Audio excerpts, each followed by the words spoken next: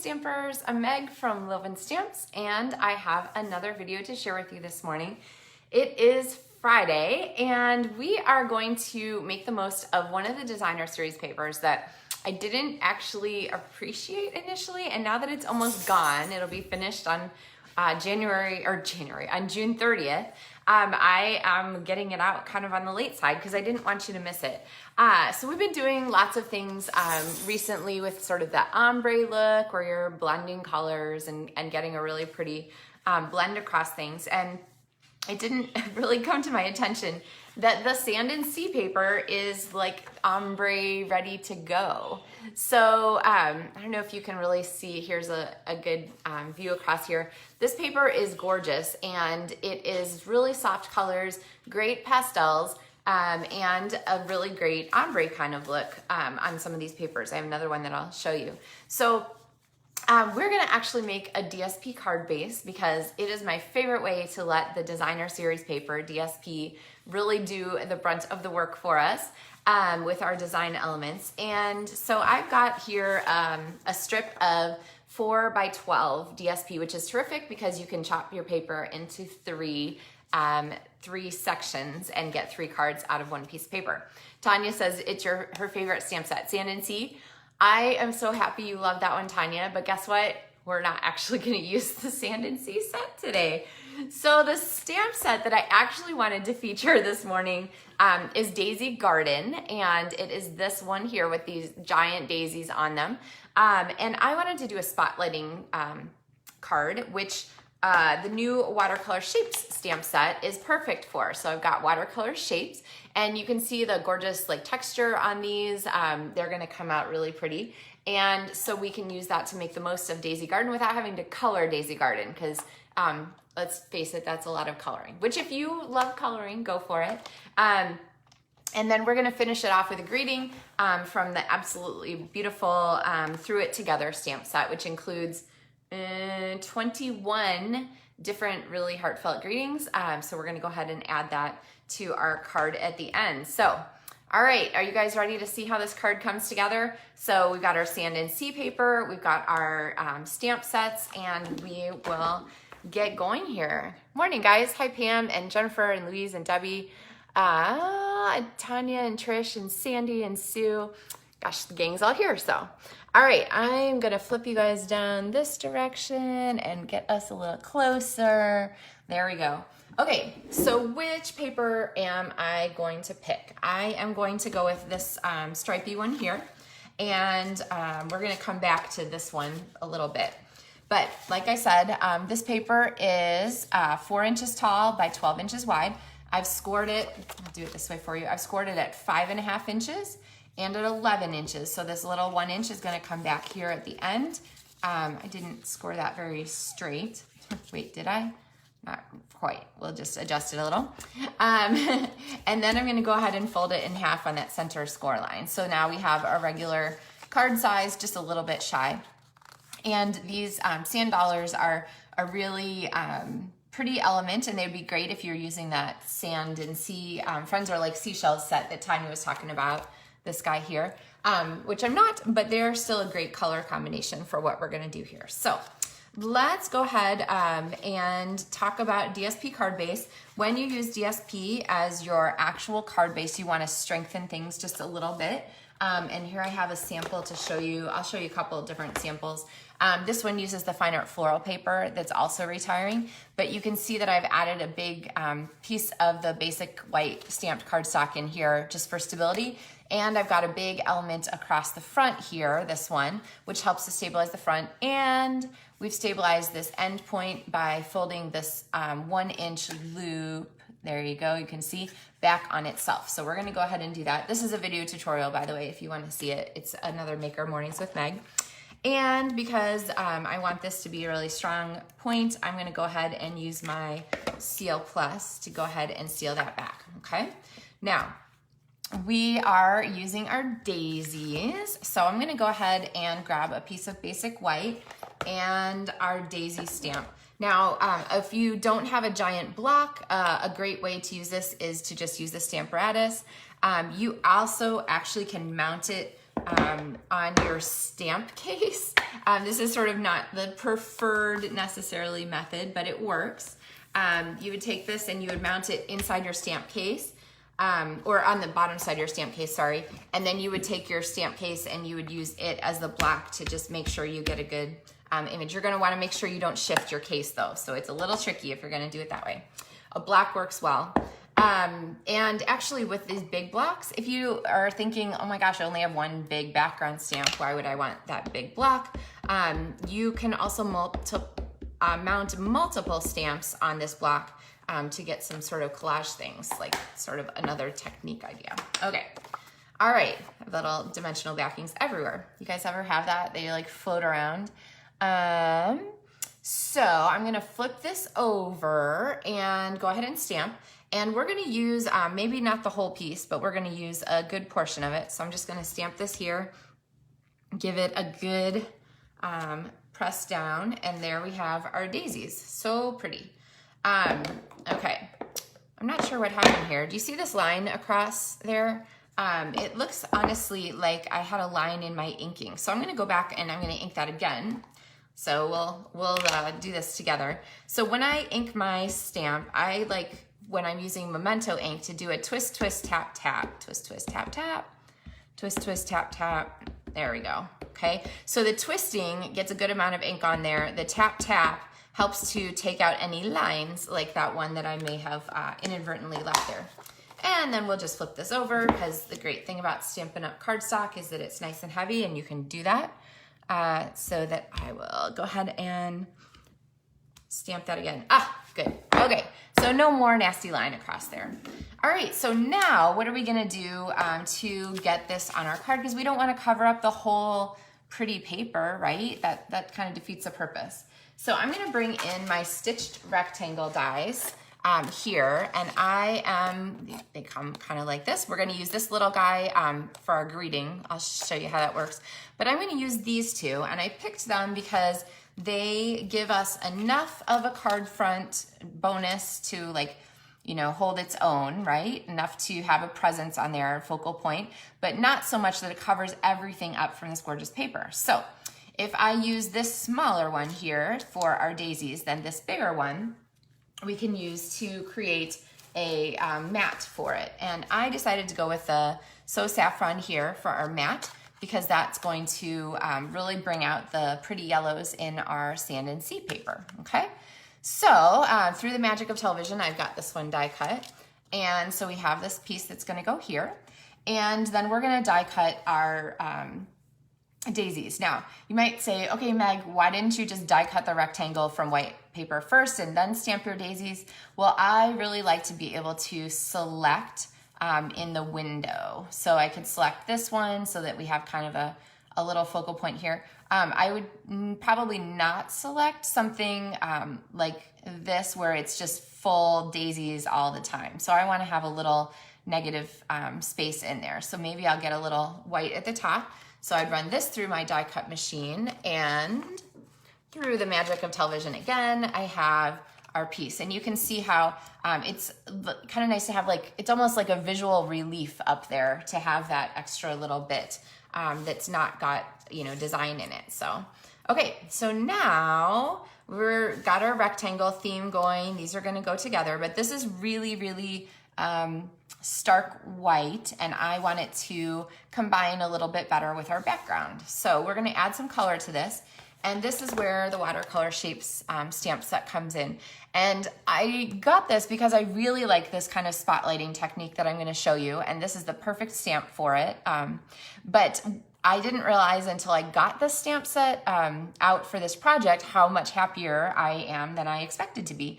Or like, it was even better than, you know, I had hoped, because these stamps here for doing our spotlighting are giant, right? We have this little paper, and they would have just dwarfed the whole thing. So instead of dwarfing our paper, I have these three rectangles. Square is technically a rectangle. It's just a special kind of rectangle. Can you tell that we like review, you know, junior high geometry here? Anyway, these three smaller ones here are much better size and scope for our paper today. So I'm gonna skip the circles and ovals because we kind of got a rectangle theme going here. I'm gonna use those rectangles, and like I said, you can mount multiples on one block. So I've gone ahead and mounted these 2 rectangles, and then I have this square separately. And when you're doing collage kinds of stamping, which is kind of what this is, you always wanna remember to start with your biggest images and then fit your small ones in around the edges. So I'm gonna ink these guys up. I am going to go ahead and stamp them. Let's see, we're gonna do, I think, the rectangle at the bottom like that. All right, and then I'm gonna go ahead and take this, I'm gonna stamp it one more time, but I'm gonna stamp off first, and I'm gonna do sort of a vertical version here. And I like the idea of having the rectangle end in there so we can tell that it's sort of a rectangle shape rather than just like a stripe all the way across. Okay, so now I'm gonna bring in our square, and let's see, if I put this right here, it's gonna overlap here and highlight. And I love the way the elements overlap each other. You see where we have kind of the light and the dark, so we have our rectangle and our squares that really bring that together. And then I'm gonna do one over here, I think, that is a lighter version, so. Okay, so now do you see when we bring this back how we have a really pretty flower design, but a great spotlighting where it really kind of makes the most of certain parts of our image without, you know, overwhelming in color, and we didn't have to color the whole thing. So, although by the time you cut up just this little piece, you probably could color it and be pretty speedy about it. So, would you guys rather color or would you rather spotlight? I don't know. Some of us absolutely love to color, so don't let me put you off that for sure. If I'm in the right mood, I'm kind of up for that. Okay, so now we have our layers here, and I felt like this needed one more element of some kind, and I wanted it to be kind of a horizontal one because we have our rectangles going, and then we're gonna have to add our greeting. So let's do our greeting first, and then we'll come up with that extra element. So I would grab a piece of basic white cardstock. This is the back of that frame. And our little images for this, so our little greetings, I decided to go with the, let's see, lots of good ones in here. I decided to go with the ones that said, sending you this paper hug, which I really like as a sentiment, and then this stay strong, my friend. So we're gonna stay strong, my friend's gonna go on the inside. We'll get to that. And then our main greeting is gonna go on the front. So let's grab our Memento Black again. And I'm gonna stamp this down here. And oops, I got kind of a smudge on it. Okay, I'm running out of paper size on there. Let's see. Here's another piece of basic white. Good thing we have those scraps laying around, right? Okay, let's try not to smudge it. There we go.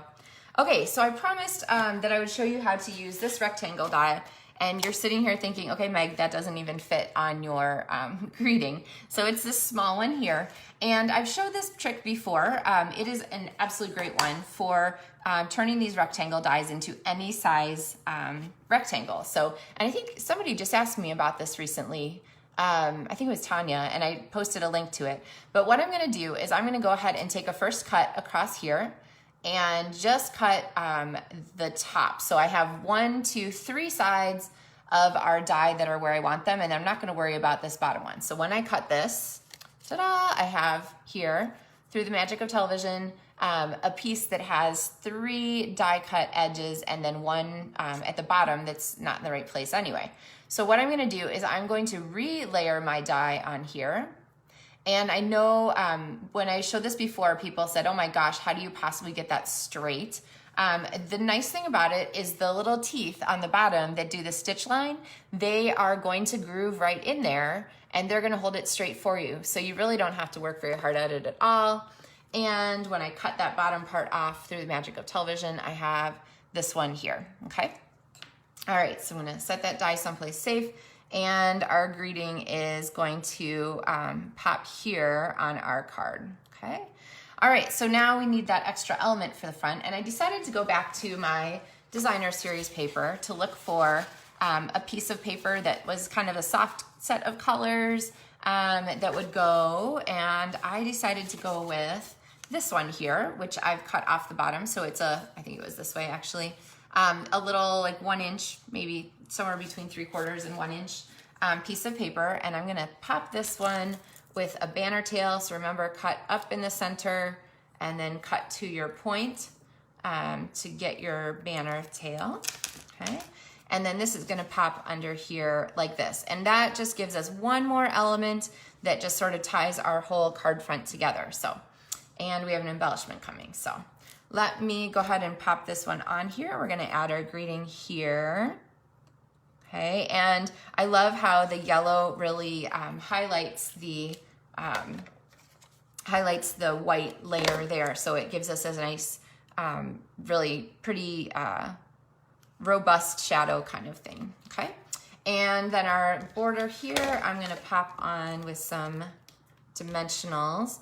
And this also helps to stabilize the front of our card because it's sort of a long and wide element.